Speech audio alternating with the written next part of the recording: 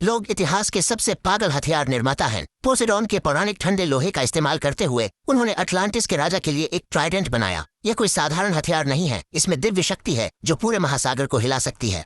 इस ट्राइडेंट के साथ राजा ने अपने सभी दुश्मनों को जीत लिया और समुद्र के नीचे सबसे शक्तिशाली साम्राज्य का निर्माण किया। जबकि अन्य देशों ने अभी भी सोचा कि पृथ्वी सपाट है, उन्होंने अटलांटिस को अपने सुनहरे युग में प्रौद्योगिकी और सभ्यता के साथ नेतृत्व किया जो मनुष्यों से कहीं अधिक है। परंतु जब राज्य अपने चरम पर था तो लालच ने शासक को खा लिया। राजा ने सब कुछ निकालने की कोशिश की, ट्राइडेंट की शक्ति, इससे देवताओं को गुस्सा आ गया। उन्होंने विनाश का एक तूफान जारी किया, सभी तकनीक को मिटा दिया। जमीन गिर गई और विशाल लहरों ने पूरे राज्य को निगल लिया।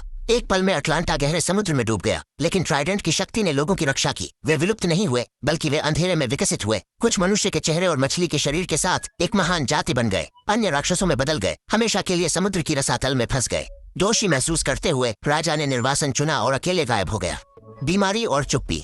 फिर कई साल बाद आर्थर दिखाई दिया। उसने सुराग का पालन किया और भूले हुए शाही कब्र को मिला। अभिभावक ट्रेलियन को हराने के बाद उसने आखिरकार ट्राइडेंट को बाहर निकाला। ईश्वरीय शक्ति तुरंत उसके शरीर में प्रवेश कर गई। उसे देवताओं का प्रतिद्वंद्वी करने की शक्ति प्राप्त हुई। उसका मन सभी समुद्री जीवों से जुड़ा हुआ था। उस समय वह समुद्र का सच्चा राजा बन गया। इस बीच उसके भाई ओरम ने नमकीन राज्य पर आक्रमण करने के लिए एक विशाल सेना का नेतृत्व किया। एक बार जब वह यह स्थान ले लेता है तो वह 7 समुद्री नीचे के राज्यों को एकजुट कर सकता है और फिर युद्ध शुरू कर सकता है। सतह की दुनिया के खिलाफ आर्थर युद्ध के मैदान में चला गया, दुश्मन की रक्षा के माध्यम से तोड़ा। ट्रेलियन की मदद से उसने ओरम की सेना को पूरी तरह से कुचल दिया। ओरम ने एक विशाल समुद्री ड्रैगन की सवारी की और आर्थर की ओर दौड़ा। उसे निगलने के लिए तैयार था। आर्थर ने ट्राइडेंट को उठाया और उससे लड़ा। दोनों एक साथ पानी से बाहर निकले। इस लड़ाई ने विभिन्न देशों की सेनाओं को आकर्षित किया। सिंहासन के लिए इस अंतिम मुकाबले को देखने के लिए हर कोई सामने आया।